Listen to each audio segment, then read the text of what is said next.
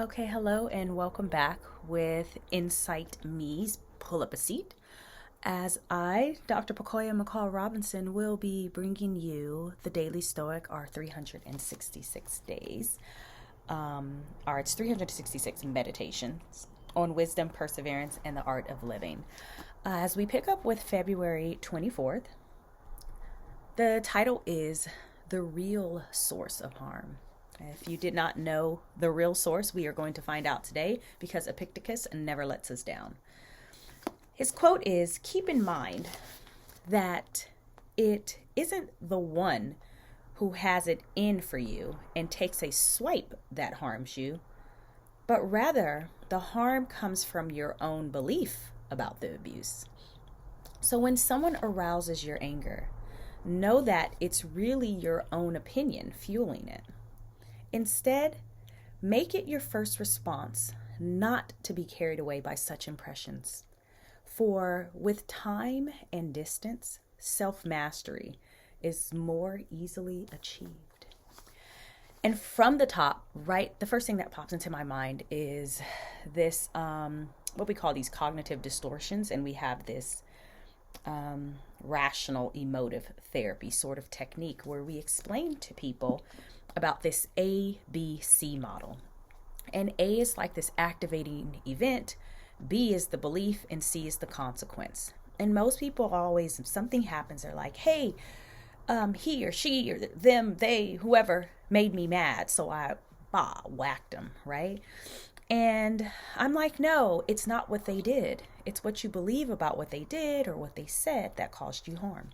And that's what made you react, not them, but you. So it's this really difficult concept because one of the biggest things is to take responsibility for your own participation in every experience you have, whether that's a good one or a bad one. So understanding this concept and this model, when we slow things down and see what's behind the action that is actually fueling our flame, then we can rethink it. So for instance, don't call me a bitch, right? Women out there are like, oh, it's a sign of disrespect, whereas some are, it's a term of endearment, it's fun, it's whatever. But it's not the word that actually bothers me. It may be the person that bothers me and what I believe about what the word means. People are like, why is bitch gonna bother you? It's just a legged dog or a pregnant dog, whatever it is. I'm not a pregnant dog, right? No, I am not. I do not have 4 legs. All the things I can go into, but it's what I believe about what the word means. It's what I believe about the person who is saying this to me. Maybe I expect more.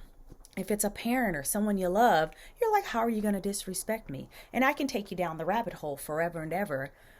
And we get further and further away from the word, but we do get to the root of the problem, which is our belief behind what's being said to us. Once we can unroot that, then we may not be, or we can stop being so reactive to words and people's actions.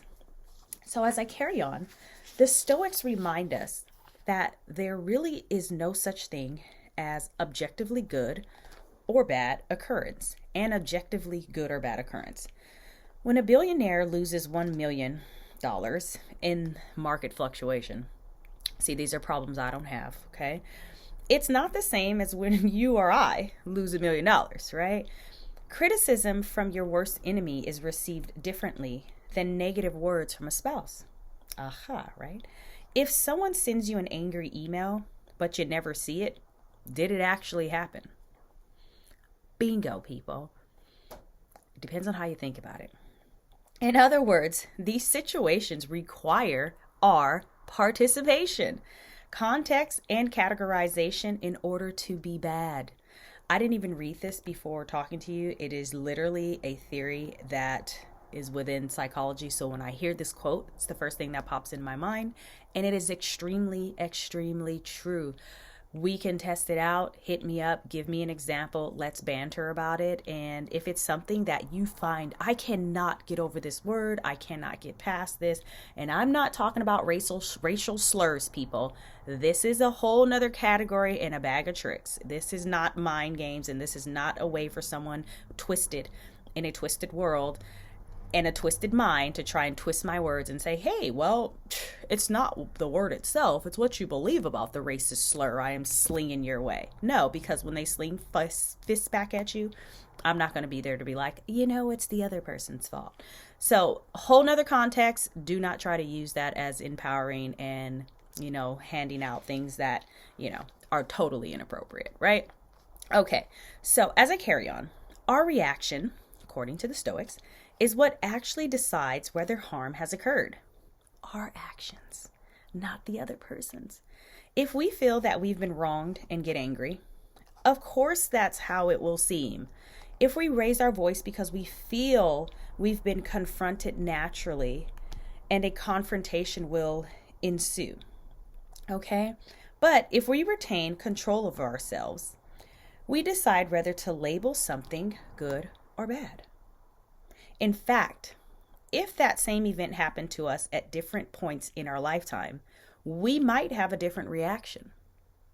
So, why not choose now to not apply these labels? Why not choose not to react?